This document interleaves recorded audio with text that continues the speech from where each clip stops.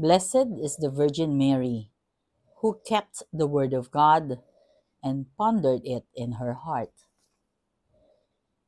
My heart exalts in the Lord, my Savior.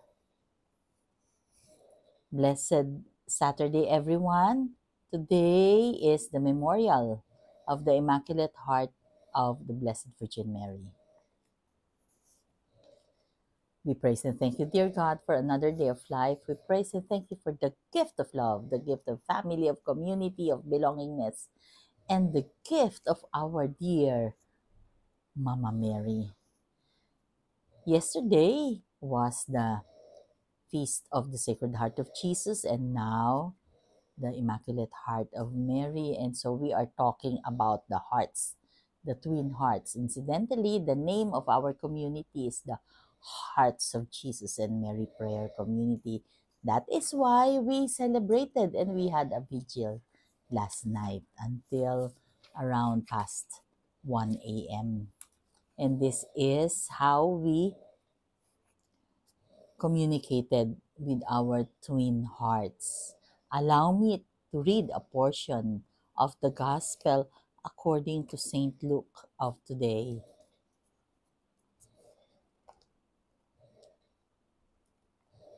This is what Mama Mary told his son Jesus when she found him in the temple. Remember, Jesus, they were looking for him. He was just 12 years old and they saw him amidst other people. He was conversing with them. And this is how Mama Mary talked to her son. Son, why have you done this to us? Your father and I have been looking for you with great anxiety. And Jesus answered back, why were you looking for me? Did you not know that I must be in my Father's house? But they did not understand what he said to them. He went down with them and came to Nazareth and was obedient to them. And his mother kept all these things in her heart. Oftentimes our children are like that, no? They would reason out, they would answer back,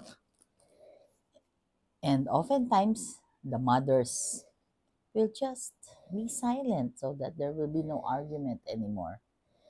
Just like Mama Mary, she pondered everything in her heart. How about us?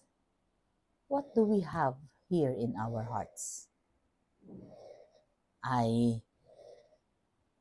We know very well, I am very sure that that is out of love.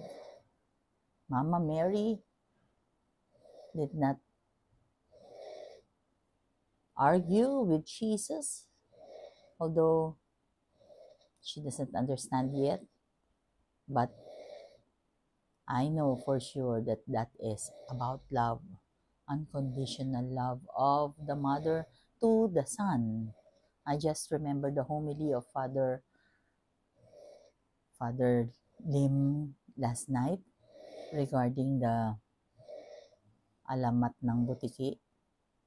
And when June continued the story, because of that fairy, the spell of fairy, to the male and the female who had the heart of the mother was to go down when the sun is down so that they will kiss the lupa, halik sa lupa, to be sorry for their sins. So, na-associate ko lang yung ano ba yung nasa puso natin. Kasi yung alamat kagabi is about pagkuha ng busilak na puso nung nanay ni request nung girlfriend. Sabi ni Father, yun daw Diwata daw yun. Pero iba kasi yung version ni June doon sa kwento. Pero ang bottom line nun is yung hindi magandang laman ng puso, yung hindi magandang nais sa kapwa, dapat pagbayaran at to the point na paghalik sa lupa tuwing dapit hapon para humalik sa lupa at magsisi sa kasalanan. Parang pagbayaran mo yung kasalanan mo. What am I driving at? Si Mama Mary is the epitome of obedience. She is our role model when it comes to obedience, sacrifice, love, to the point na pinapahirapan yung anak niya at pinapatay, pinako sa krus, lahat na ginawa. She was there, napakasakit noon. I remember when my children were sick, sasabihin ko sa prayer ko, ako na lang po, wag na lang siya, which is a very wrong prayer daw, kasi daw dapat you claim na pagalingin niyo po siya, hindi yung kukuhanin mo conditional, ibig sabihin may condition yung Diyos, walang condition ng Diyos kasi yung Diyos ay unconditional ang love niya. I learned that in the past. And napakaganda na nangyari sa amin because we had this talk about prayer, family prayer this morning. Congratulations to our dear lector, co-lector, Ed Chico, because you nailed it. Your sharing was a success because we would like to join that prayer sessions.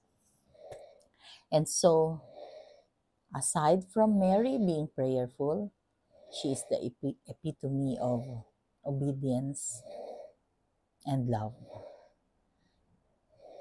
We hope and pray that we will be loving like Mary. We hope and pray that we will have that opportunity of giving our yes to the call of God, just like Mama Mary. Let us pray. Lord God, we are sorry for our sins, either of commission or omission.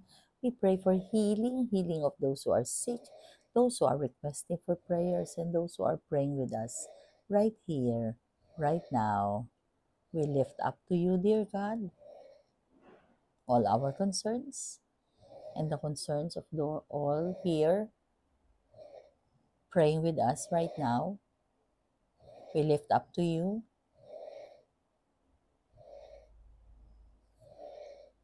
our problems. We lift up to you everything na bumabagabag po sa aming body, mind, and spirit na nagiging instrumento para nahihirapan kaming magdasal, manampalataya at gumawa ng mabuti sa kapwa. Dahil ang hindrance nito ay yung mga hindi magagandang nangyayari sa amin. Panginoon, please be with us always and in all ways and allow your presence in our lives to manifest so that we can be like Mary. Please stay with us because without you we are nothing, dear God. All this we pray in your mighty name through the intercession of our blessed Mama Mary. Amen. In the name of the Father, the Son, the Holy Spirit. Amen. Blessed Saturday once again.